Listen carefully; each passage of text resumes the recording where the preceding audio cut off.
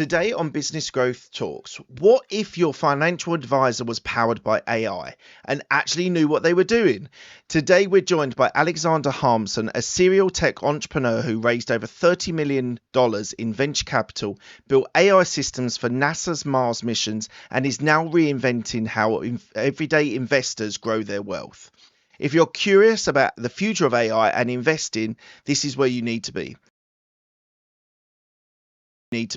Hello, Alex. How are you today? I'm really happy to be here, Mark. Thanks for having me on. Absolute pleasure. Thank you so much for joining me. The first question I ask all of my guests is, what does a business mindset mean to you?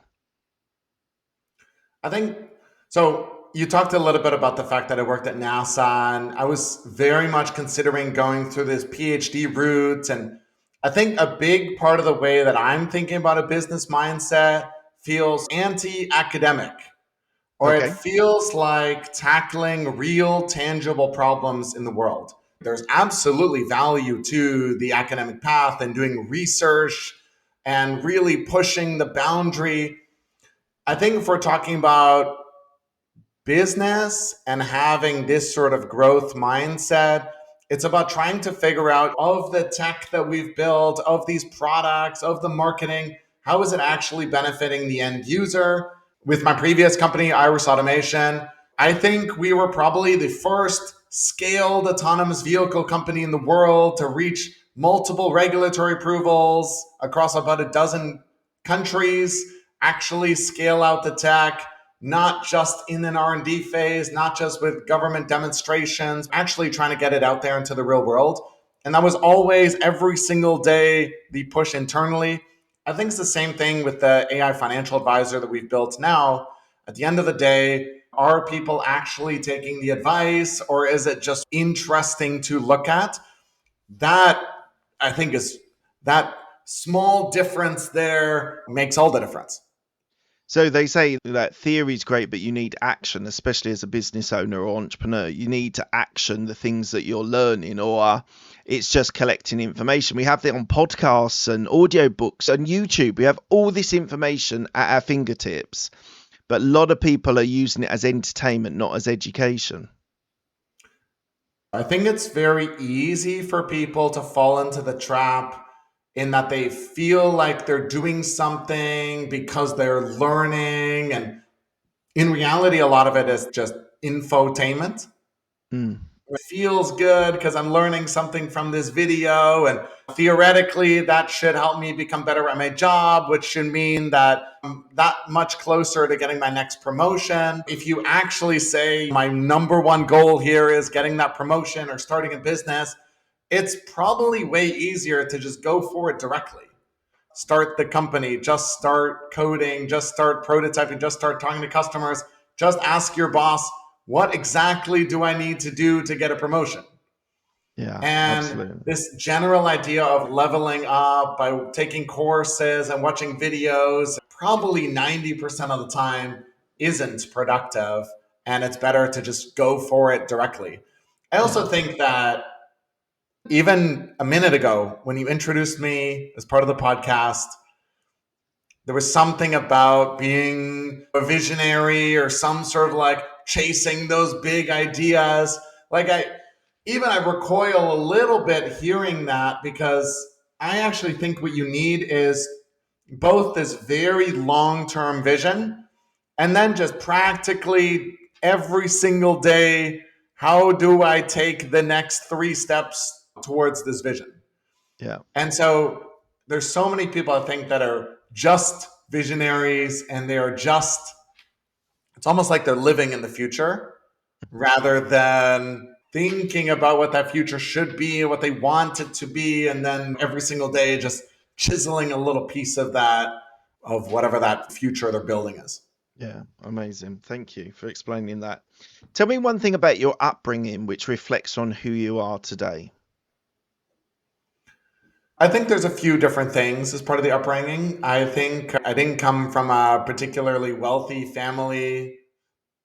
I felt like there wasn't really like an entrepreneur in the family that aspired to be. But I think I was always pushed do something meaningful and use whatever gifts or privilege I have to make a real contribution. And I think that a big part of the childhood, upbringing, college, I think I just tried many different things. And I found very early on that the most fun things I could do, as long as I was chasing curiosity, Right. they ended up rewarding me in different ways. And I think I was lucky that sort of curiosity ended up lining up with what is traditionally known as success in our world right now.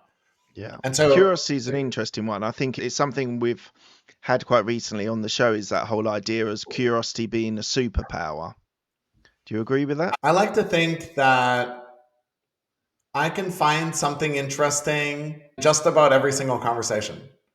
Sometimes my wife and I will go to a party or a dinner and she'll say, "Oh, that couple was so boring," or "it was hard to find someone interesting in the room." I feel like I almost make it my mission to figure out the thing that's interesting about the person I'm talking to.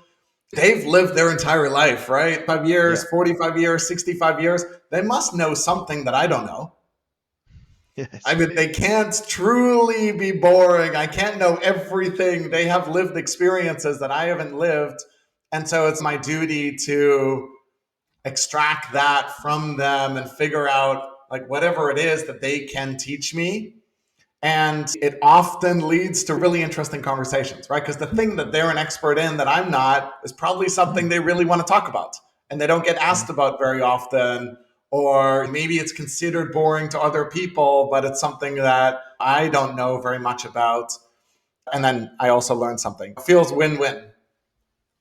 Absolutely. And I think that's a great mentality for life, of having conversations with people and finding interesting things. As you say, they've had a completely different life to you. And even if someone who has done the same steps as you, they'd have a whole different experience set with their upbringing. And so, yeah, I think that's a great lesson for all of us to think about.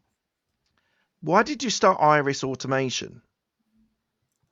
So I got my pilot license when I was 16 and always really liked aviation. Could never quite see myself becoming a pilot. With more and more automation, there's something really exciting about being a pilot, of course, but Mm, it felt like more and more pilots were becoming glorified bus drivers. yeah. I felt like I wouldn't have as much freedom to like really make the kind of impact I wanted to have. I was pretty set on being an astronaut at some point. And I got my scuba diving license and got a STEM degree, and the pilot license a big part of that. And started up basically this like the Vancouver Space Society and invited speakers and events and built a nano satellite early on in college, built a team of about 25 other engineering students. There's a group of us that founded this, like what we call the UBC Orbit, this satellite design team. And then realized that the astronaut life also similar to being a pilot, like you're not really in control. You are told where to go. There's a fairly limited pool of exponential growth that you can take on.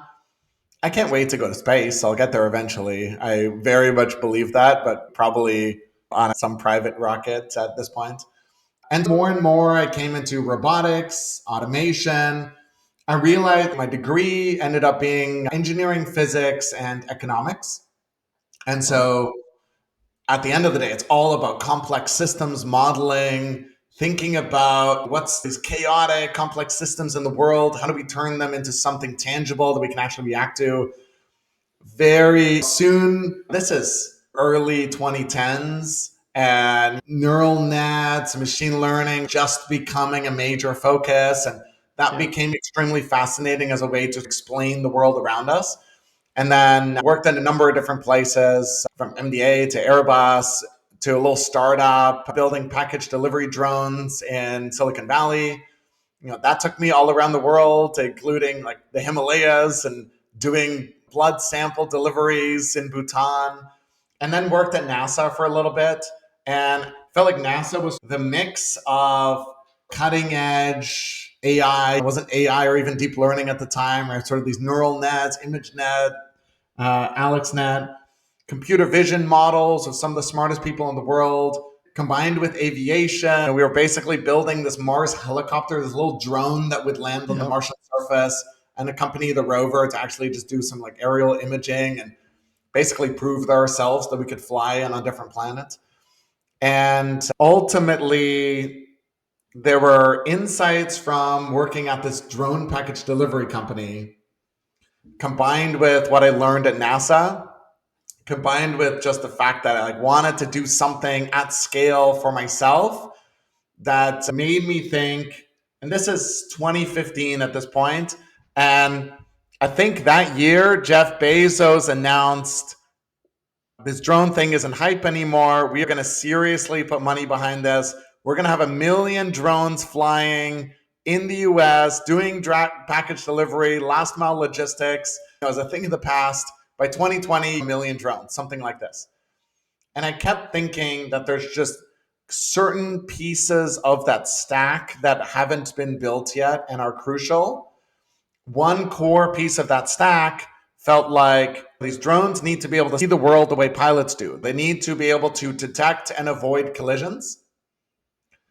If we're going to have 1 million drones, and obviously airspace is going to get a little bit more crowded, and these drones, basically the way that the regulations are going to shape up, it feels obvious that they're going to need to be able to see and avoid each other. And so some of the computer vision systems I was working on, combined with what I knew about the startup world, the fact that I wanted the aviation piece, complex systems modeling, AI, this was my chance to actually just hire a bunch of computer vision PhDs to teach me cutting edge, and built Iris Automation from 2015 to 2021 specifically to solve that problem. Autonomous vehicles, absolute scale deployment, getting the regulatory approvals. Everyone thought it was going to be done with the radars, but it felt so obvious to me. And this is like just young naivety, I think. Just, I could not for the life of me understand how radar systems would get miniaturized fast enough over the course of the next 5 to 10 years. It felt way more obvious that we should just have a couple cell phone cameras on a drone and then computer vision algorithms that would scan the space around these aircraft. And we're not talking about photography drones or military drones. We're talking about commercial drones that are flying hundreds of miles beyond line of sight, doing agricultural surveys and mining exploration and package delivery and cargo delivery and forest management. And this is a $100 to $200 billion industry, all these dull, dirty, dangerous jobs that humans can't or shouldn't be doing. And so can I just cut across just for 1 second? Why do you think you are looking at the biggest problems that we are facing to do with technology? So I think it comes from your background of doing physics and engineering and economics, which is a really interesting mix. But why have you been involved in, and why do you strive towards solving those biggest problems with technology?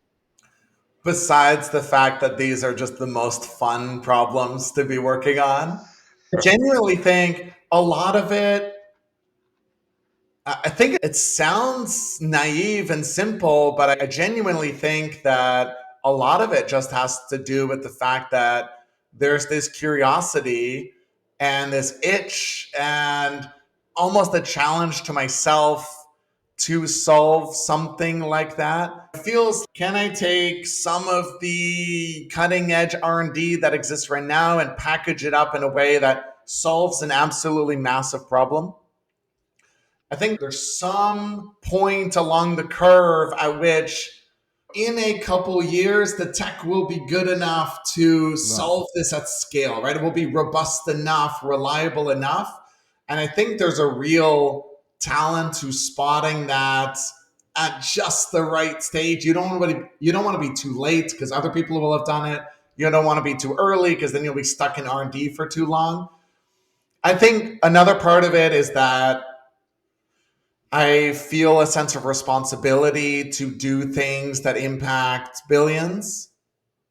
And I honestly don't really know where that comes from, but it feels there's not too many other people that are in a position to be able to do that. And so it kind of feels to me like I need to step onto the stage and take that on and sell other people on the dream and raise money and hire people and convince customers to follow me on this journey.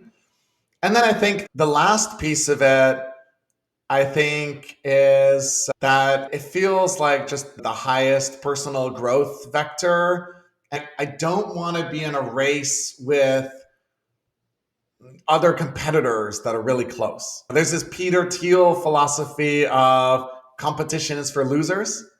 Mm. And it feels like if you're in a race just to create a slightly better ad than your competitor, or they just launched the feature, let's copy it so we get feature parity. If you're one app in a sea of other social apps or fairly basic things that other people can copy, I just don't think I'd learn very much and add that much value. Other people can build it, then it's not that interesting to me anymore. That's very interesting. Before we move on to Portfolio Pilot, what was the exit like for selling Iris Automation? So we ran it for about 6.5 years. And as you can imagine, I built a lot of the original computer vision algorithms and code, and then we hired smarter people than myself. And 2 years in, these computer vision deep learning experts sat me aside and said, okay, Alex, you're doing more harm than good at this point. Stop coding, just sell and hire and partnerships and venture capital and do the CEO thing. We got regulatory approvals eventually. We actually bought our own airplane. We did tens of thousands of basically mid-air collisions, these near mid-air collisions, to show that our system could actually dodge out of the way of a real airplane in the sky.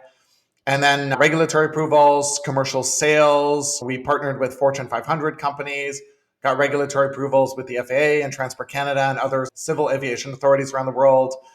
Lots of big distribution partnerships. And then 2021 markets went crazy, and a big partner of ours, backed by a private equity firm, did a leverage buyout, gave us an offer.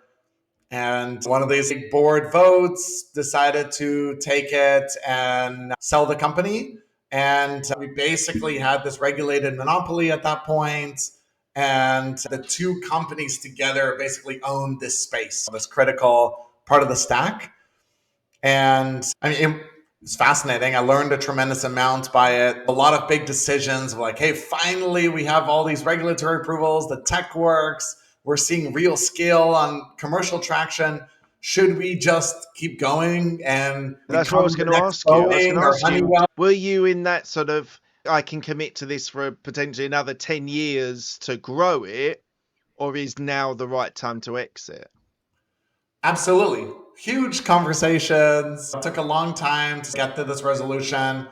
I think it also just been my entire world. Yeah. Basically, from 16, when I was thinking about space and aviation and flying and astronaut and NASA and drone package delivery startup and Iris Automation. And in the middle there, I also worked on a massive code base for basically building FAA arrival and departure procedures and 3D modeling, and a computer vision project at Airbus Space and Defense in Germany for experiments for the International Space Station with this very expensive computer vision system. And this world was basically all I knew. And I felt like we were working on the most important problem in the most important industry, and we had a lead. And so it was difficult to part with that, but we decided to sell. And I think as soon as we decided to sell, there was some switch in my mind, and I started thinking about other things in life. And I think in the following 4 to 8 weeks, I put together a list of 50 different company ideas that were not in the aerospace or autonomous vehicles, robotics world at all. And I think immediately my mind opened to the idea that most people actually don't think about drones or commercial drones at all. I mean, I was on the road probably 2 weeks of every 4 weeks at conferences and robotics deals and meeting with people. You're so involved in this world 24/7. And we bought a house and we had kids. We have a 4-year-old and a 2-year-old now, 2 boys. And my wife runs this biopharma company. They've basically built a digital twin of the human body for drug development. And so I worked with them as a technical advisor for a little bit, helping to uplevel some of their AI systems and think about testing and evaluation at scale. That was absolutely fascinating. This whole world that was so close that I never really dove into. And then we started talking to financial advisors, not because I wanted to build an AI financial advisor, just because when you have a little bit of money for the first time, you want to bring in experts, right? Yeah.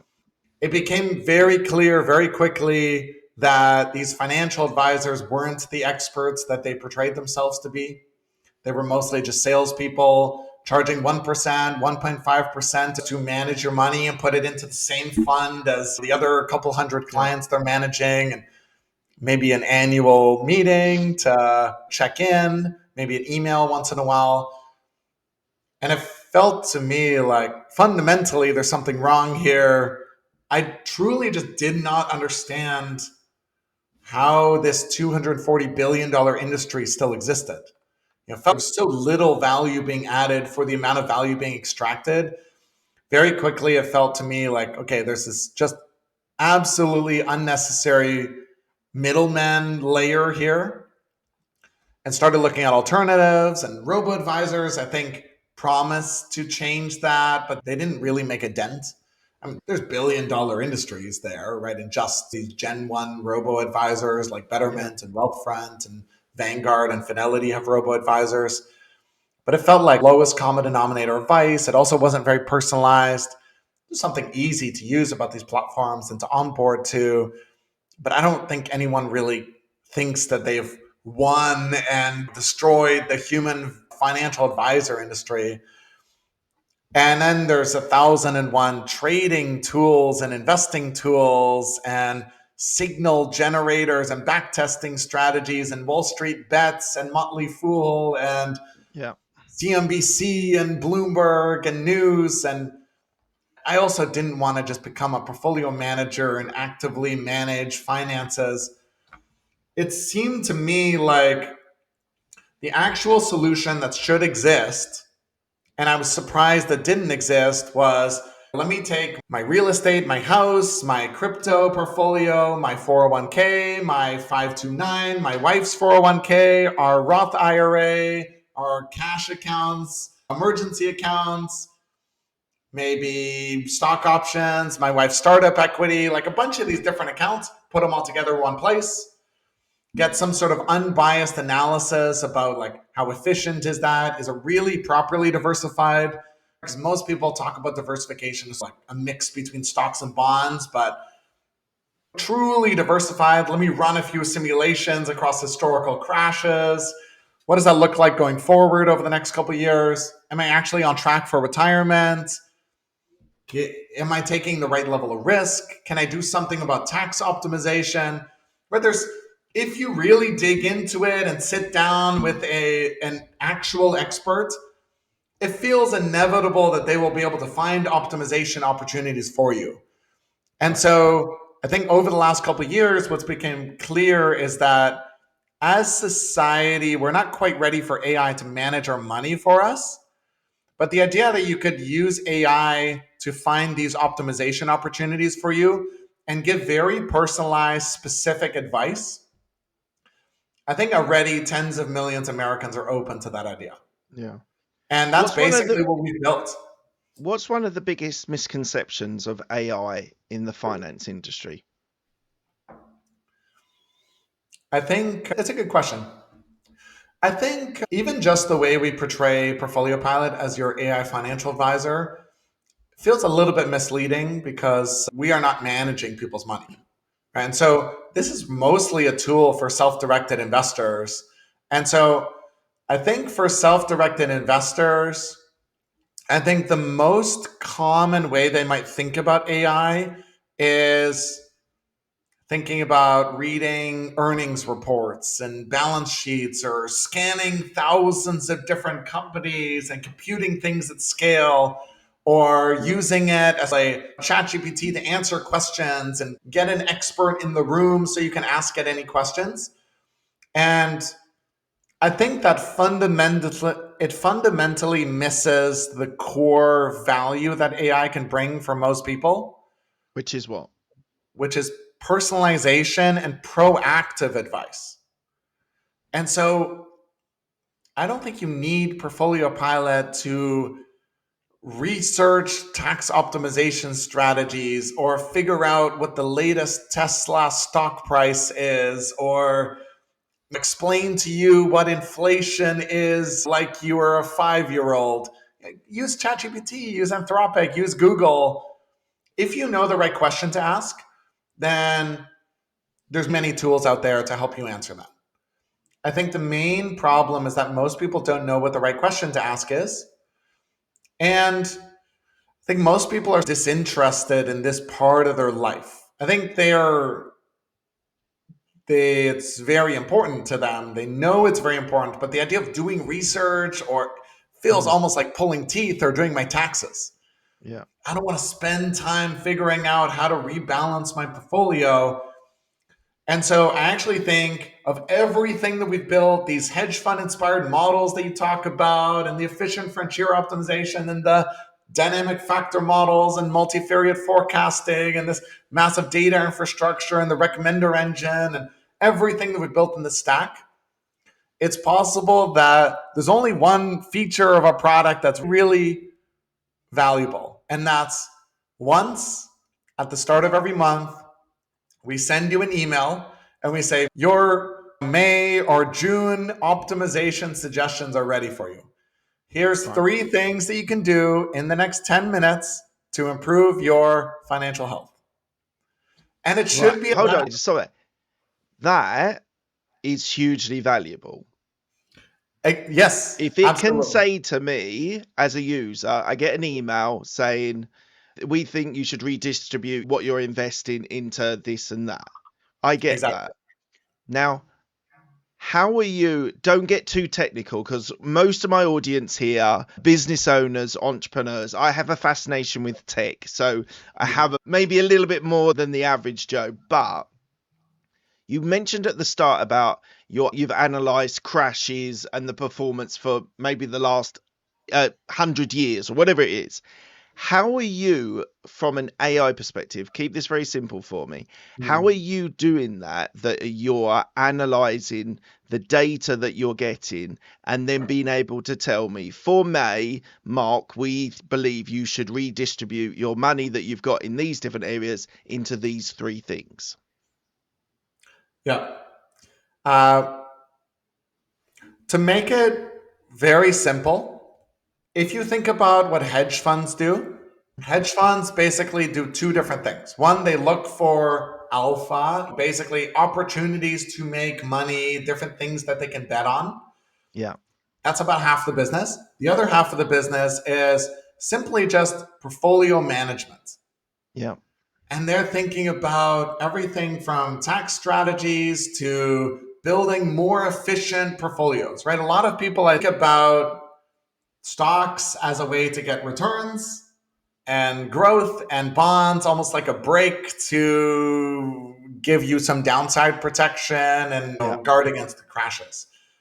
But in reality, what you should do, and a lot of experts think you should do, is build a portfolio of all high expected return securities that are fairly uncorrelated to each other. Okay. And so the idea that we have 50,000 different securities that we're tracking, 20,000 different macro trends. We pull all of that, we clean the data, we put it all into this knowledge graph, basically a map of relationships of the economy. We have a number of different forecasting models that look forward over the next 12 months. We look for anomalies and potential problems, changes in the data. Then there's this fairly standard portfolio management layer that we've built that looks at things like the efficient frontier, right? Which is basically thinking about if you modeled out 10,000 different versions and re-ratings of your portfolio, what's the most efficient way to put everything together in your current portfolio? And so there's ways to calculate that are fairly standard in the hedge fund world, but don't really exist for individuals. Or it's hard to find tools like that for individuals. And then there's this recommender engine on top of that, similar to what you might see in your Facebook news feed or your YouTube algorithm or Netflix or Amazon for shopping. So we run through thousands of potential changes to your portfolio, what we could add or take away, and then measure the impact of that. And then basically filter that out in this auditing system that we've built for compliance reasons. And then we can use all of that to present to you with a couple suggestions that actually make sense and that our system feels confident will improve any number of factors. Everything from expected return, taxes, Another fees. question. Sorry, Ali, I don't mean to cut across you. I'm just really fascinated with this idea. So when the user logs in to Portfolio Pilot, will they be asked a whole set of questions? Like when you go work with a financial advisor, which I do, she says to me, like, what's your risk appetite? Is it like aggressive or moderate or low? When do you want to retire? Where is the investment? Or like, where's the money coming in that's going to go into the investment? All those types of things. Are you asking that at the start to make sure? So I'm 45. I've got probably 20 years until I look to take a pension out. So my strategy is with 20 years till pension age is very different to a 21-year-old getting their first job in whatever industry. So is there all of that stuff happening as well at the start of the engagement for the user? Exactly. So typically people go to portfoliopilot.com, they sign up. We actually ask them 12 questions.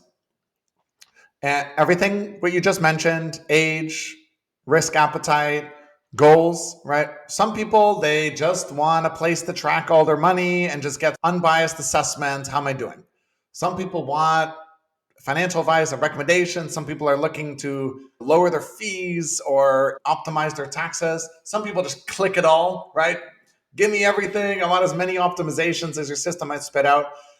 But then also other things like, how much do you care about dividends and like producing income from your investment portfolio?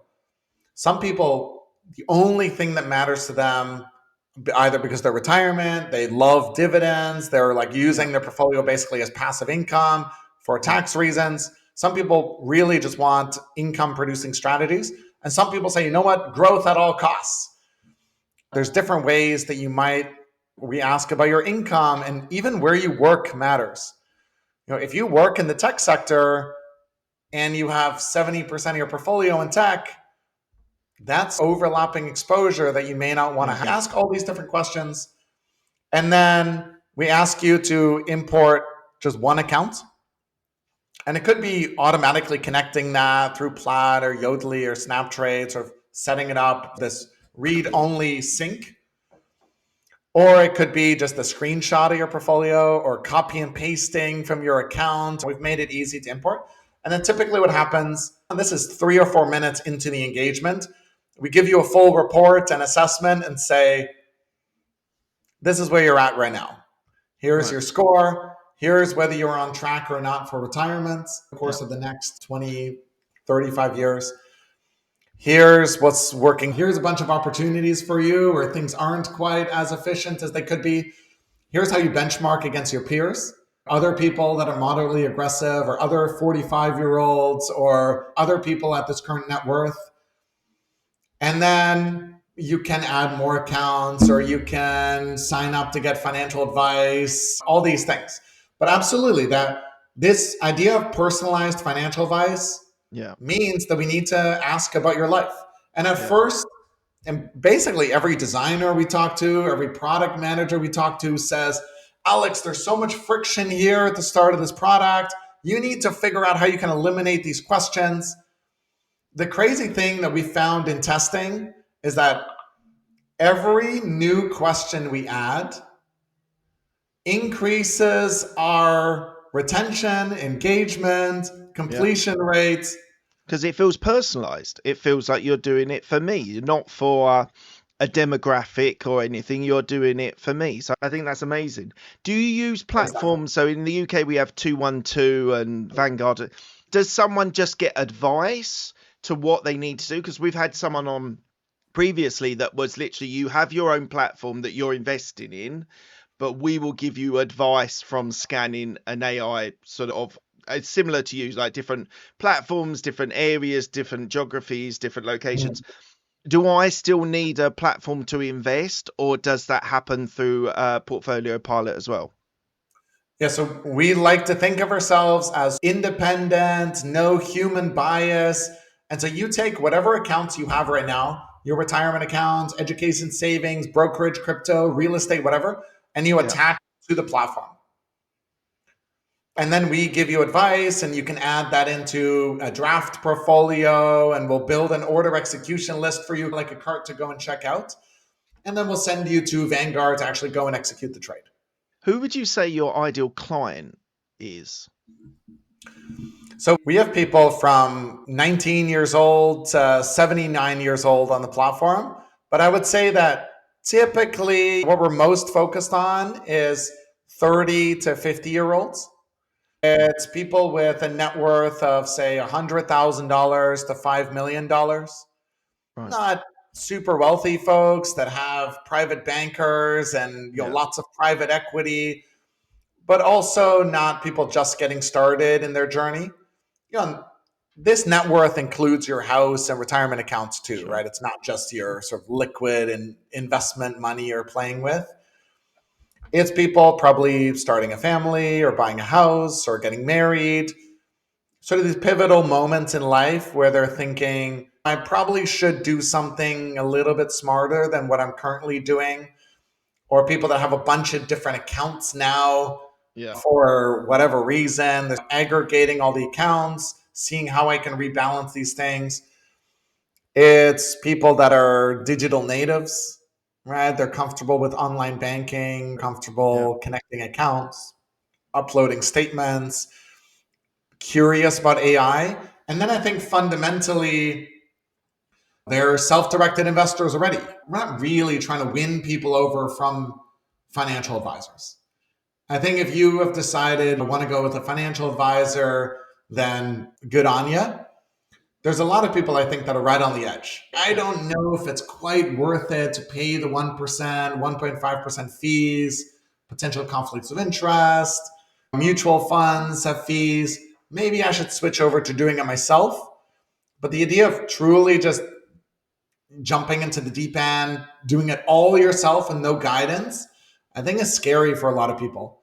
Even Yeah. a lot of self directed investors that we talk to, they typically have some small network of friends or family that they talk to about this. But all of them, I think, believe that if they only sat down for a week or two and figured it out and dove into it, they could figure out some better way to manage their current finances.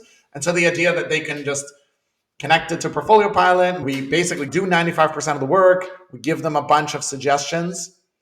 That feels really natural to people, especially if they still get to be in control. And Yeah. but by our estimate, that accounts for something like 20 million Americans alone. Wow. And How are you marketing to them? How are you communicating to get them onto your platform? we actually have a lot of partnerships. And Okay. we partner with a lot of other fintech companies where we'll actually integrate some of our features into their products, as interesting insights or personal takes. And then they get value from that. Our partners get value based on the fact that something new, interesting, differentiated. We get value from it because we think about it like a teaser for the full Portfolio Pilot experience. We're not really competitive with anyone.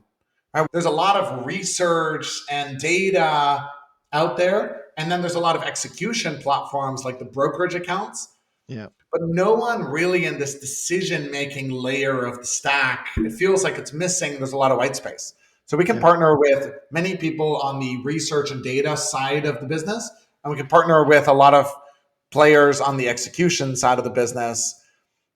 Our only real competitors are the robo advisors and the old school human financial advisors. Yeah.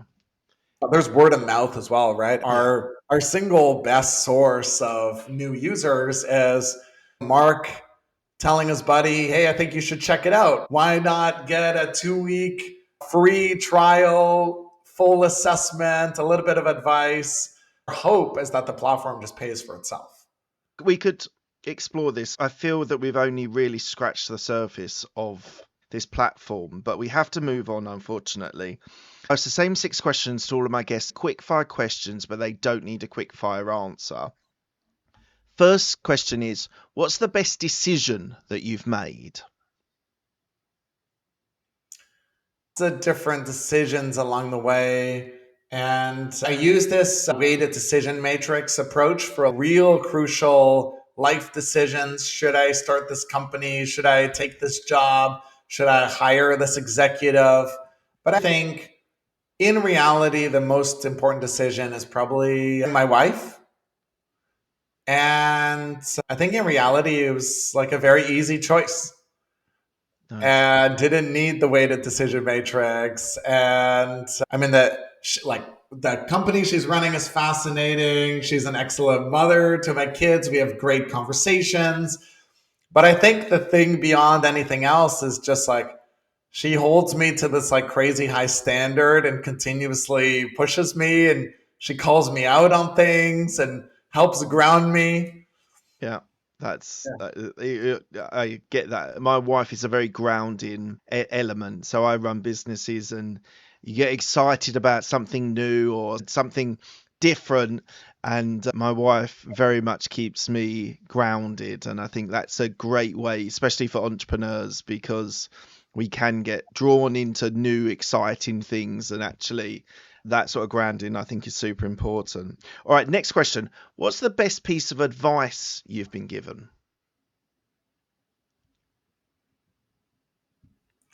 I think so. With my previous company, with Iris Automation, I went through Y Combinator. Yeah. And I think Y Combinator, there's tons of advice that gets given through Y Combinator. And it could be as simple as build something people actually make sure that the product you're putting out there is like practical and people will pay for it.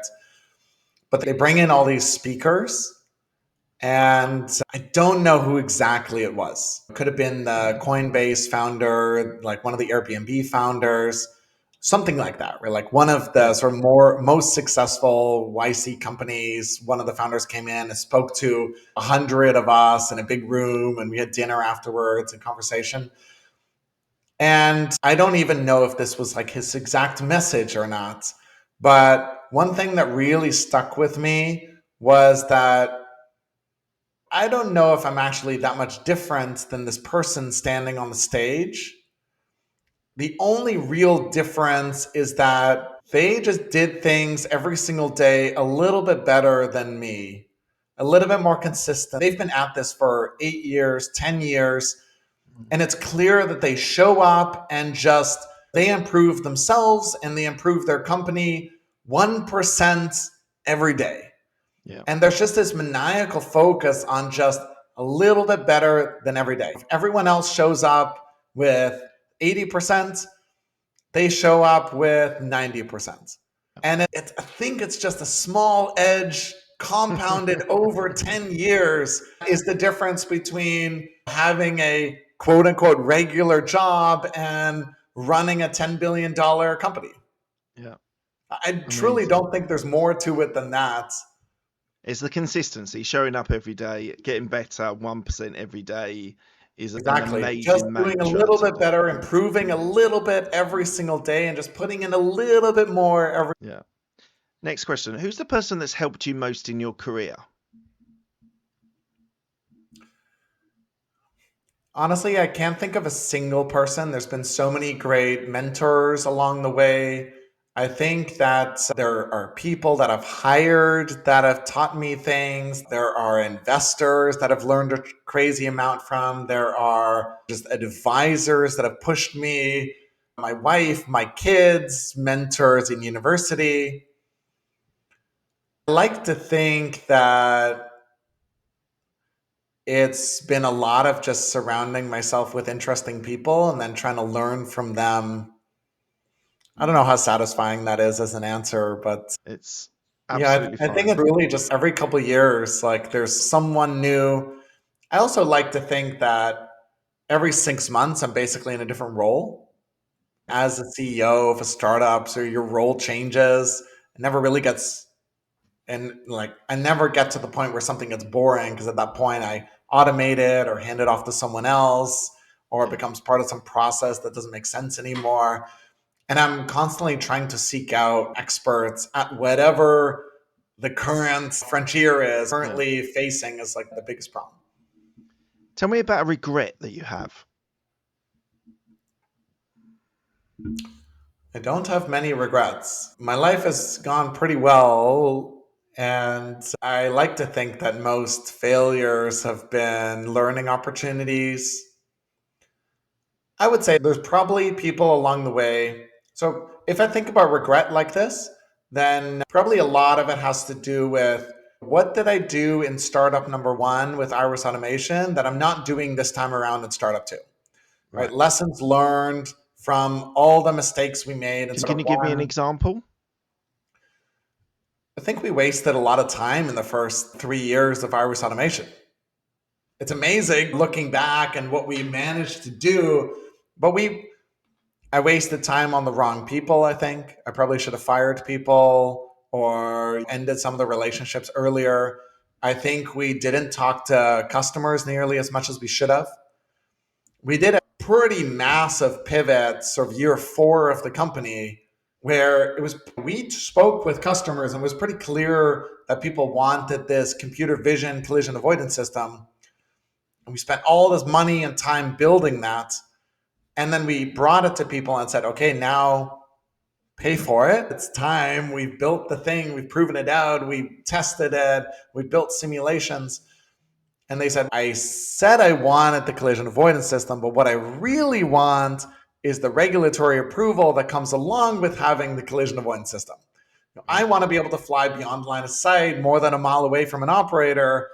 Yeah. And I assume that buying the collision avoidance system gets me that regulatory approval, but you need to basically deliver me both at the same time before I actually buy it from you. Right. And so then we basically completely pivoted and said, okay, now we need to get the regulatory approvals so we can put it all together into this product, And this did those sale. guys buy it after you got the regulatory? Absolutely. Yeah. Then it was a Okay. smashing success. At the end of the Yeah. day, getting the regulatory approvals, it wasn't really until we got the regulatory approvals and built the system and then offered actually a service to help them write their own applications for them to get their own regulatory approvals. Right. That was the right packaging up. We spent time applying for patents and working with academia and hired a lot of the wrong people at the start and chased investors that would have never invested in us. And there's so many things like Yeah, that. you don't know what you don't know. That's like Yeah, it's your but in first business. hindsight, You it were was like growing it. we You were. were scaling it. It like you sometimes don't know what you don't know. So I don't think the reason why I asked the question is I always think it's an interesting touch point for people to think about. I wish I had treated that person that way, or as you described, we went down a certain path and realized there was actually something they needed, which we had to pivot to. It is an interesting question. So thank you for your Absolutely. honesty and vulnerability. Another tough question. Share a time that you wanted to give up and what made you continue on.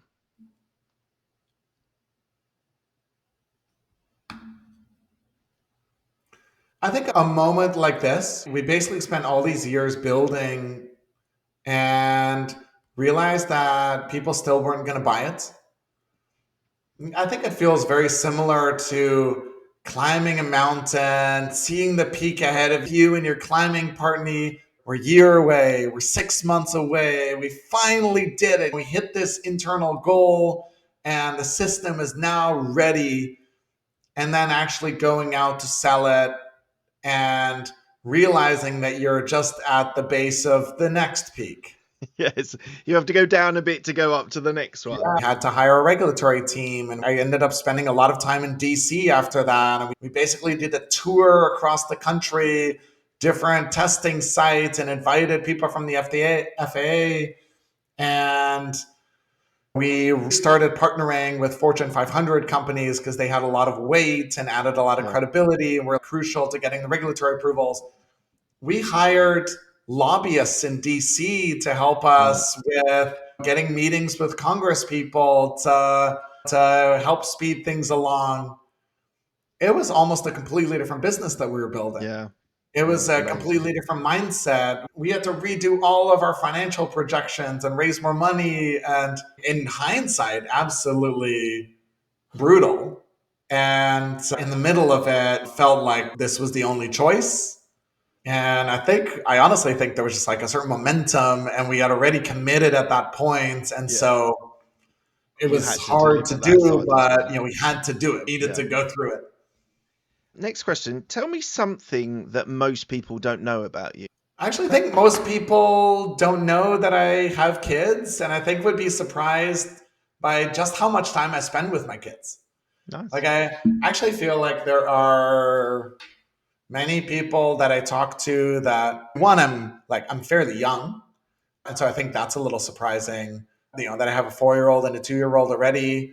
I've managed to build my life and the startup. Everything is remote for the company, and I get to be here. I'm usually the one picking up and dropping off the kids from daycare. We figured things out with nannies on the weekend. We've been able to outsource a fair amount of domestic responsibilities in life. But I think people would be quite surprised at like how much I'm able to do on the business side of things, and how much I've been able to just carve out time for kids. And I'm very happy with that. It feels like this work-life integration rather than, I don't know, just disappearing from the responsibilities. What does legacy mean to you? Very little. Like, probably surprisingly. You're building things that are pushing the boundaries of what humans understand, whether it's with the iris automation, with Portfolio Pilot, which is relatively unique. I know of other companies, but this is something that is not the general standard that everyone invests with. But legacy doesn't mean anything to you? I think when people talk about legacy, they often talk about death and how will people remember me, or they talk about your name on the museum or the wing, or they talk about passing on the family name through generations, or ending up in the history books, or that the rest of the world remembers you for. Legacy, I think, has a lot to do with personal arrogance and other people remembering you in some way. And I guess I don't really feel that. Like, I think it's useful for me to be popular and for people to know about Alexander Harmsen and everything that I've done. But so far as it helps me raise more money to do the next big thing, or it helps me reach more people to advance whatever cause I care about at the moment. Yeah. I also think that there are people alive today, and I hope I'm one of them, that have reached some sort of like longevity escape velocity. And so I don't think I'm going to die and will live forever. And I don't know exactly how that's going to happen. Advances in medicine or merging with the AI or whatever it is, that's another topic. And so the idea of like legacy after death doesn't really mean that much. I think that my family, like our kids.